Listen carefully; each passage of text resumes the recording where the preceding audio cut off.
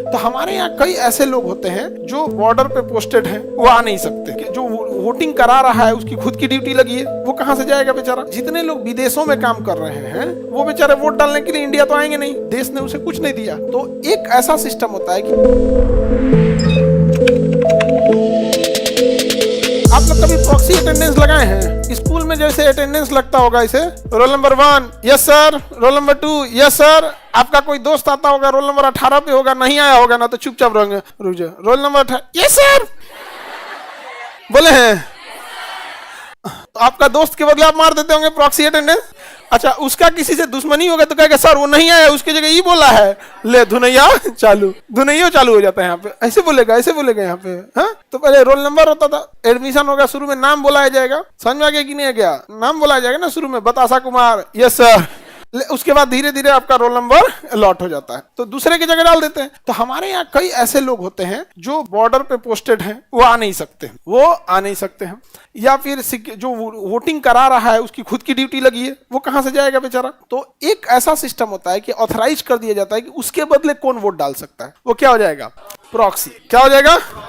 Proxy हो जाएगा। ये वोटिंग होना चाहिए, जानते हैं कैसे? जितने लोग विदेशों में काम कर रहे हैं वो बेचारे वोट डालने के लिए इंडिया तो आएंगे नहीं। अच्छा सोचो, वो व्यक्ति कितने महान हैं कि वहां विदेश में काम करके सारा पैसा इंडिया भेज देते हैं, और हमारा देश है उन्हें वोटिंगों का अधिकार नहीं देता है। अरे भाई, पहले प्रायोरिटी तो उनको मिलना चाहिए। सब कुछ सीधे सीधे हम लोग को भेज दिया, और हम लोग को जो रोजगार है, हम अपने देश में किसी एक नागरिक से पैसा सैलरी के रूप में लेते हैं और हमें मिल जाता है। मतलब यह इस जेब से निकाल कर हम इस जेब में रख लिए, यही ना हो रहा है। आप कहीं नौकरी कर रहे हैं तो नौकरी करने वाला भी भारत में है, वो अपना पैसा निकाला। तो इंडिया में अगर पैसा ले रहे हैं, वो रेमिटेंस थोड़ी है, वो तो अकाउंट चेंज है, उसके अकाउंट से निकला इसमें आ गया, नहीं समझे? लेकिन जो विदेश में काम कर रहा है वो रेमिटेंस भेज रहा है, मतलब आप देश ने उसे कुछ नहीं दिया। स्किल्ड सिखा के, मजदूरी सिखा के, जो भी सीखा, देशों ने कुछ नहीं सिखाया। देश को पासपोर्ट बना के दे दिया, वो 4000 रुपया लिया। हाँ, 4000 नहीं लगता है, 1500 रुपया लगता है फॉर्म भरने का, और 2000 लग जाएगा वहां दलाली। 1500 2000 कितना हो गया? 3500।